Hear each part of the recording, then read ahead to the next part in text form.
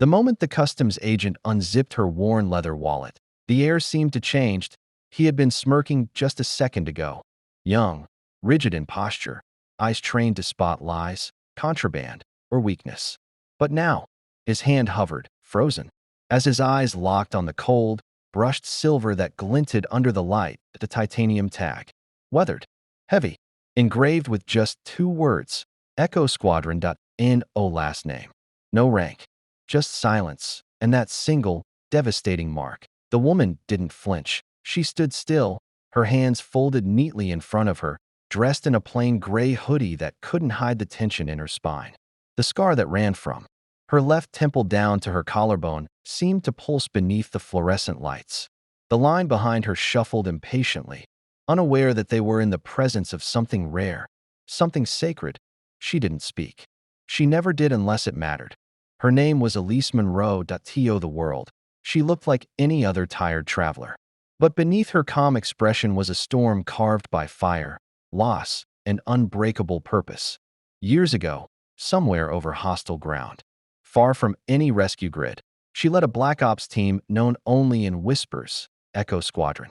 Their missions were unsanctioned, their victories unrecorded, their sacrifices buried with no ceremony. Elise was the last of them. The others had fallen in a desert no map acknowledged, shielding a convoy that never made the news. She walked away from that hell carrying 1 dog tag from each of her fallen brothers, and 1 bullet still lodged near her spine that no surgeon dared remove. Every year, on the same day, she flew out to see the families they left behind. Quietly, privately. No speeches, no medals, just presence, just love. But today, her layover led her here, to a metal table, in an airport where her silence was misread as suspicion. The agent's voice faltered. His eyes darted to his supervisor behind the glass, but no instructions came. Elise didn't move. She didn't have to. The wallet had more than just the titanium tag. It had a folded photograph. Old, faded. 5 soldiers shoulder to shoulder, dust coating their faces, their smiles tired but proud. In the middle stood Elise, her hand resting on a rifle, her gaze fixed not on the camera, but on the horizon behind it. She had seen things most couldn't imagine. Behind her, a teenage boy scoffed. They should just let her go. She's holding up the line.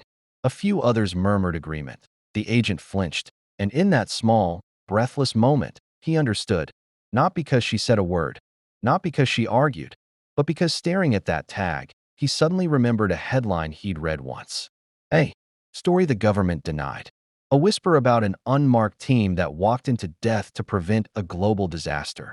And succeeded, though none came home. The supervisor entered the room that he didn't ask questions. He didn't issue orders.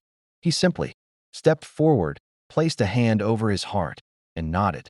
Then he turned to the agent and said, quietly, "Let her through. And thank her."